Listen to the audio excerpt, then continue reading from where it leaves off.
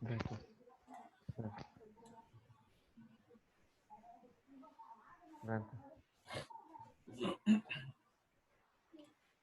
Deixa eu perguntar uma coisa a vocês. Vocês conseguem me ver Sim. quando eu compartilho a tela? Sim. Sim, sim. Ô, professor, Oi. Bruna não tá conseguindo entrar. Bruna não está... Peraí, viu?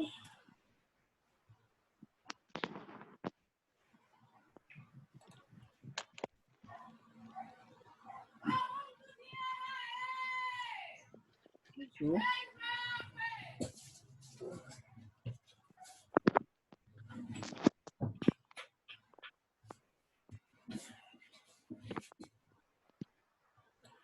Pronto. Vamos começar, né?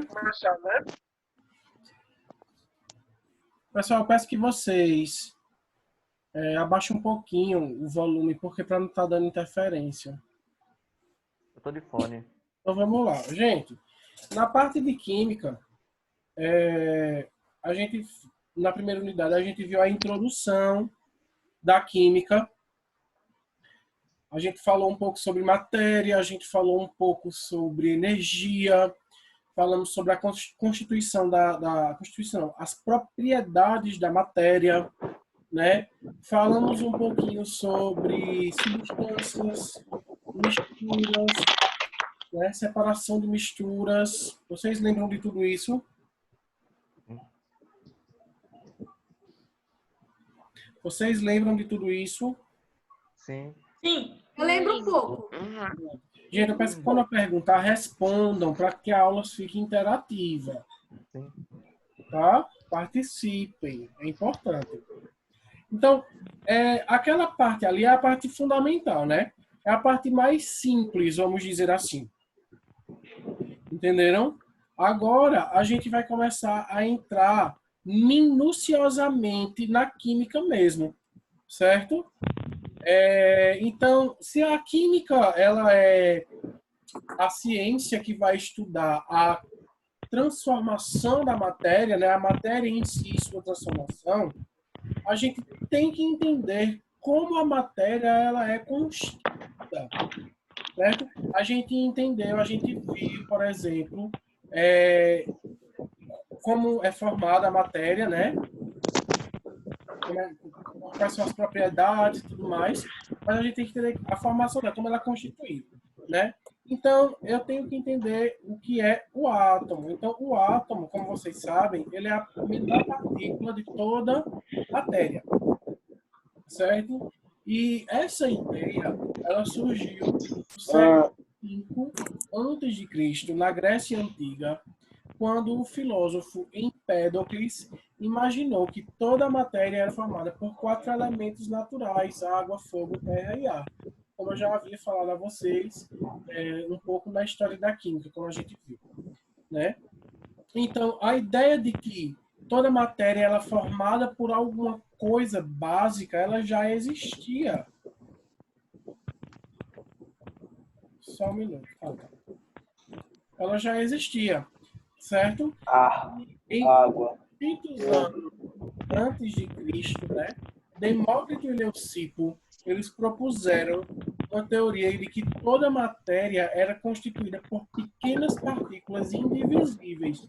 E essas partículas eles denominaram de átomos, certo? Então, por aí a gente já vê que na Grécia, onde foi o berço de todo o conhecimento, os filósofos eles já tinham alguma ideia sobre o que seria a matéria hoje, né? Sabemos que os 4 elementos naturais eles são importantíssimos na constituição da matéria, né? De todas os componentes da natureza.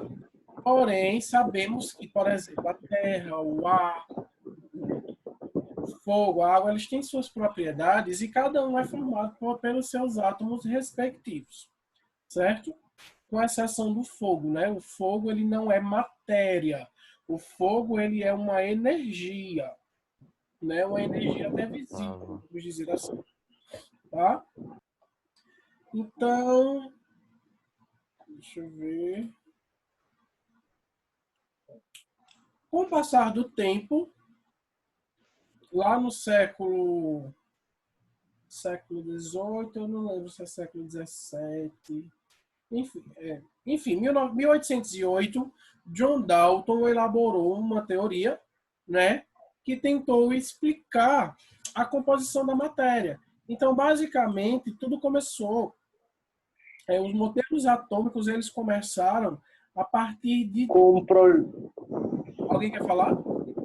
Sim, eu acho que você vai dizer que os modelos atômicos começaram com a famosa bola de bilhar, que era uma massa sólida que não podia ser rompida, né? Sim.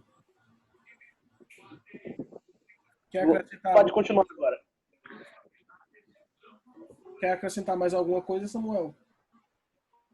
Não. Quando eu encontrar alguma coisa que eu acho que eu possa falar só para adicionar, eu falo, tá? Pronto, tranquilo. Aí, É só para não perder a mania. Tá certo. Aí vejam, meninos. Então, já existia a ideia de que os átomos eles existiam, porém o modelo em si, os modelos, eles elaboram os modelos atômicos. Porque um átomo ele é tão pequeno que a gente não consegue enxergar, nem com um microscópio, né? Imagina naquela época que não existia microscópio praticamente. Né? E se existia, que eu não lembro agora qual foi a data de invenção do microscópio, mas não era tão tecnológico. Então, a única arma que eles tinham mesmo era a dedução, certo? Ou seja, eles elaboravam modelos de acordo com o que eles achavam, certo? Claro, estudavam, levantavam dados, mas elaboravam um modelo de acordo com o que eles achavam, certo? E aí Dalton, que foi o primeiro cientista a desvendar o primeiro modelo atômico, ele, através de seus estudos, ele formou o seu postulado e ele dizia assim, que a matéria ela é constituída de pequenas partículas esféricas, maciças e indivisíveis, certo? Vejam, esfera, maciça, indivisível.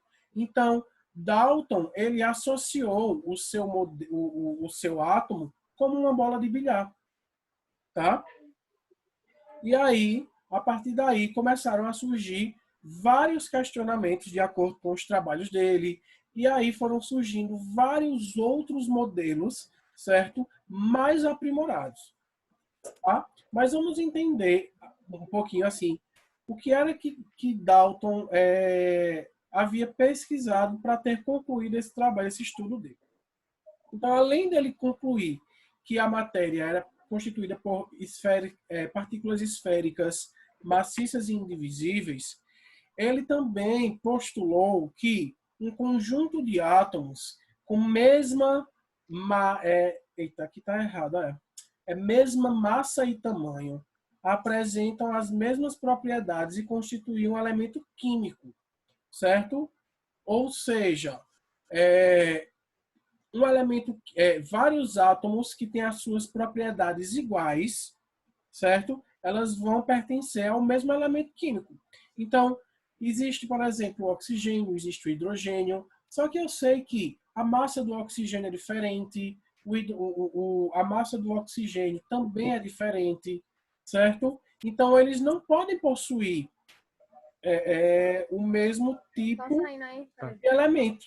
Né? Por exemplo, um átomo de massa atômica 16 e outro átomo de massa atômica 1,5. Eles não podem, de maneira alguma possuir o mesmo padrão de elementos químicos. Tá bom? Deu para entender isso aí? Sim. Mais ou menos. Entenderam, gente? Sim. Sim? Mais ou menos. Vejam, um átomo ele tem massa atômica. Você vai ver isso daqui a pouco, certo? Só que aí, a massa do átomo, ela pode se diferenciar, certo? E aí, por exemplo, um átomo de massa 18, ele não pode pertencer ao mesmo grupo de elementos de número de massa 37, por exemplo. Entendeu? Porque você vai ver que a característica, o tamanho é totalmente diferente. Então, consequentemente, se a massa diferencia, esse tamanho diferencia, então o elemento vai ser um elemento diferente. Eles não podem participar dos mesmos elementos químicos. Entendeu agora? Sim. Agora entendi. Entenderam? Sim. Pronto.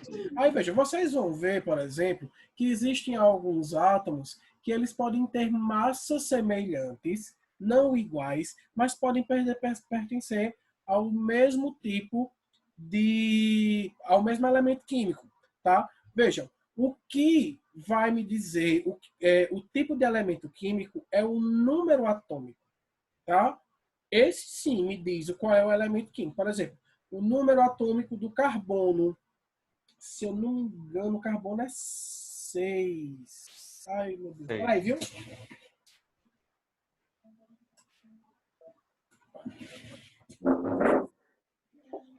Carbono é 6.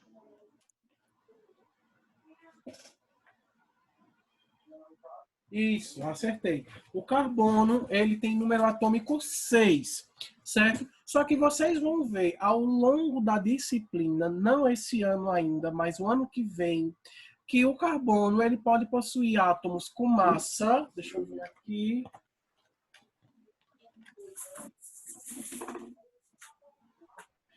O carbono, ele pode possuir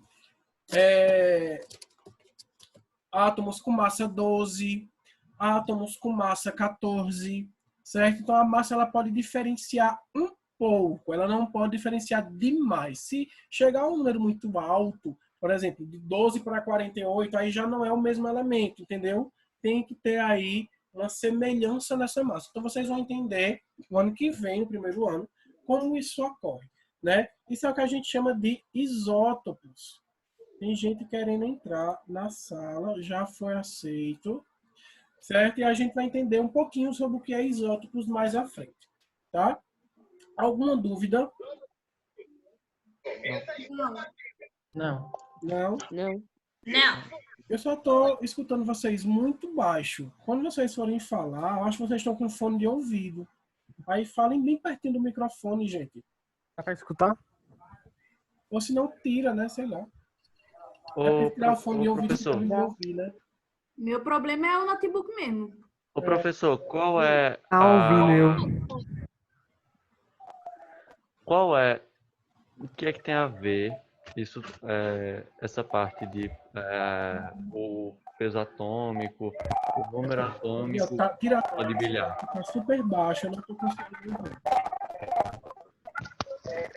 O que é que tem a ver esse negócio de peso atômico, número atômico, com a bola de bilhar? Não, veja, a bola de bilhar é apenas um modelo, entendeu? Você vai entender. Por exemplo, o átomo eu não consigo enxergar, certo? Então, o que eu consigo fazer é deduzir como ele é. Eu acho que um átomo ele é feito uma bola de bilhar. É comparado a uma bola de bilhar. O modelo, a sua estrutura, deu para entender? Não é que é uma bola de bilhar. Então, ele é esférico, maciço e indivisível. Eu posso trocar aqui, por exemplo. Então, em vez de ser uma bola de bilhar, eu posso dizer que é uma esfera do dragão. Entendeu? É só o modelo. Agora, o número atômico, o peso atômico, a massa molecular, isso não tem nada a ver com a bola de bilhar em si. Tem a ver com o átomo em si. Certo? Então, cada átomo ele vai ter essas suas características que a gente vai ver daqui a pouco, mais à frente. Tá bom? Certo? Certo. Certo. Ok. Então, passando para o próximo postulado. Então, elementos químicos diferentes apresentam átomos com massas, tamanhos e propriedades diferentes. Tá? Essa era a regra, certo? Formada pelo postulado de Dalton. Porém, sabemos que existem elementos químicos que têm massas. Alguns elementos podem possuir mais de uma massa. A gente vai ver isso ano que vem. Depois, calma. Só entendam mais ou menos o postulado dele, o que era que ele achava. Outros estudos depois de 1808 aconteceram e foram descobertos, entendem? Então, o próximo postulado dele foi que a combinação de átomos de elementos diferentes originam substâncias diferentes, certo? Então, por exemplo, se eu tenho o oxigênio se juntando com oxigênio, eu vou formar um tipo de substância. Se eu pego esse oxigênio e adiciono outro oxigênio, eu já não tenho mais aquela substância que eu formei anteriormente. Eu vou ter outra substância, tá? Então, à medida que eu vou adicionando átomos a essas substâncias, a substância muda, certo? Então, isso foi descoberto por Dalton e isso é aceito até hoje. O outro postulado dele, ele falava que em uma reação química, os átomos não são criados nem destruídos, são simplesmente rearranjados, originando novas substâncias, certo? Por exemplo, em uma reação química, eu vou misturar sódio, né? Não, sódio não. Eu vou misturar hidróxido de sódio com ácido clorídrico. Acho que eu já falei isso a vocês. Quando acontece a reação, nenhum átomo ele vai se perder e nenhum novo átomo será criado. O que vai acontecer é um embaralhamento ali daqueles átomos e eles vão se transformar em uma nova substância. Mas a mesma quantidade de átomos inicial na reação vai ser a mesma quantidade de átomos no produto da reação. Deu para compreender, gente? Deu? Sim. Sim. Agora tem gente que não. Então vamos lá, mais uma vez eu vou falar de uma forma mais didática. Vejam, se eu tenho, por exemplo, duas bolinhas brancas, eu tenho duas bolinhas brancas e duas bolinhas vermelhas, certo? Eu posso misturar essas bolinhas para formar bolinhas rosas, certo? Então, quantas bolinhas eu vou ter? Eu vou ter 4 bolinhas rosas. Entenderam? Mais ou menos. O número... Vocês vão entender quando a gente for estudar reação química. Vamos com calma. Reação química ainda é um O número é o conteúdo mesmo, mas...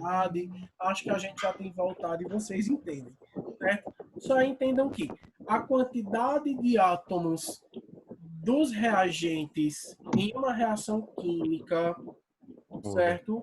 Ela não vai nem aumentar nem diminuir. Os átomos vão se reorganizar para formar novas substâncias. A aula Com a mesma... era dele. Deu para entender? Sim. Certo, gente? Dúvidas? Não. Não. Só um minuto, viu? Vou pegar uma fila minha aqui. Ele não, professor. Oh, Vem, o quê? Não quer nada. quer falar?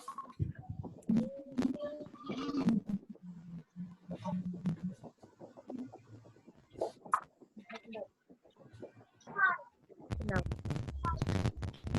Então vamos passar.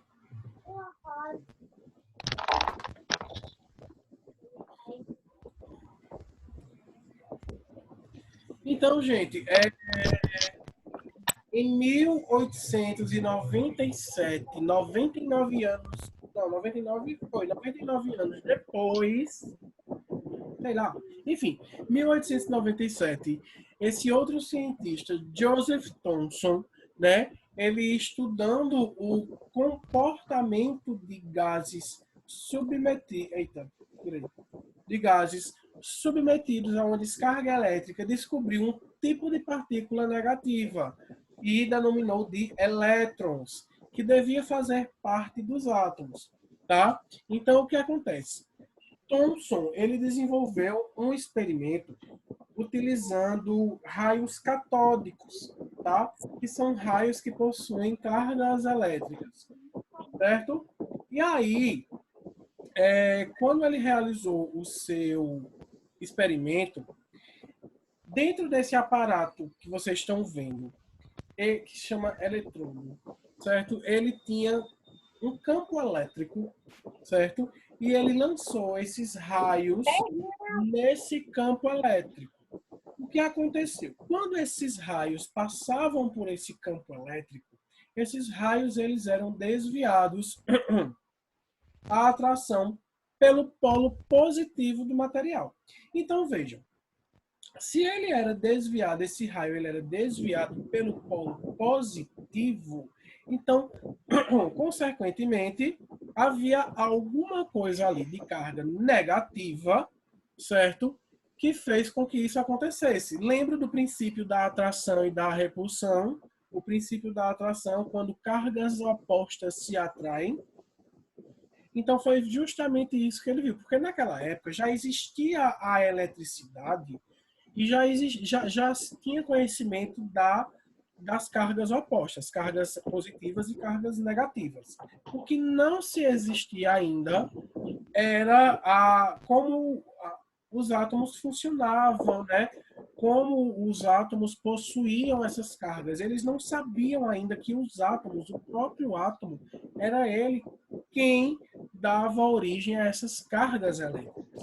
Vocês vão entender depois que a carga elétrica ela surge a partir do átomo, né? Só que antigamente não se tinha esse conhecimento. Se tinha conhecimento de cargas, positiva e negativa, mas não que surgiam do átomo, tá? Mas a partir desse estudo, essa reunião finalizará em 10 minutos.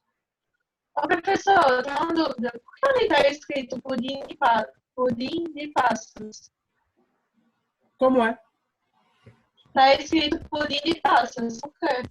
Eu vou explicar. Certo? Então, a partir desse experimento, Thomson ele descobriu essa carga, né? A carga elétrica, elétron, né? A carga negativa. Ele descobriu que o átomo ele possuía cargas, certo?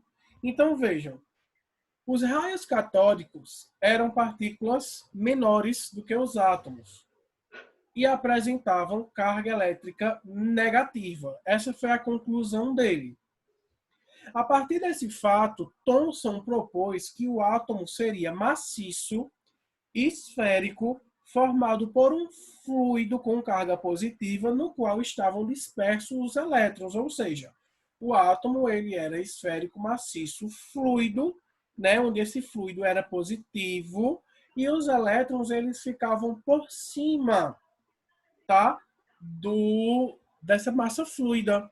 Então, com isso, Thomson chamou esse modelo de pudim de passas, né? Por que ele chamou pudim de passas? Eu não sei, porque ele gostava de pudim, não sei, tá? É porque Foi a a passa única fica coisa que grudada veio na cabeça cauda. dele. Ele achou que o átomo era parecido com um pudim de passas e ele resolveu batizar. Entendeu? Entendeu? De pudim? Poderia ser um cuscuz com charque, qualquer coisa do tipo, né? Então, no caso aí, gente, as passas seriam os elétrons de carga negativa. Entendem? Grudados na cauda. Aí vejam, o modelo atômico do pudim de passa substitui então o modelo da bola de bilhar, mas não eliminou totalmente as deduções de Dalton, apenas foram acrescentadas mais informações, certo? Então, uma coisa não anulou outra. Gente, não mexa no slide. Eu não tô mexendo, não, viu? Alguém mexeu. Não fui eu. E como é que faz isso? Não fui eu. Foi eu sem querer. Eu Olha, mexi o mouse rápido. Não fui eu. antes de falar de Rutherford, eu vou fazer o seguinte. Que hora essa aula acaba? Acredito, professor, que seja 2h10. Eu vou ver aqui. É de 12h15. Não, tem uma diferençazinha. Ó, eu vou finalizar aqui a reunião, porque tem um tempo, né? São 50 minutos apenas. 40. 40, é? E aí ele já deu tempo aqui, tá? Que tá acabando. Então eu vou interromper para poder continuar na próxima. Então, Ok. fiquem ligados no grupo que eu vou interromper e vou abrir uma nova sala agora. Ok. Professor, Ok. quando for mandar, mande também o ID e a Vou mandar senha. agora. Ok. Ô, professor. Ui. Já saiu. Diga. Oi, Isabel. Oi, Diga, ô Raia. professor, manda a Jaqueline mandar no grupo de pais, por favor. Porque eu tô... Vou mandar. Até já já. Até.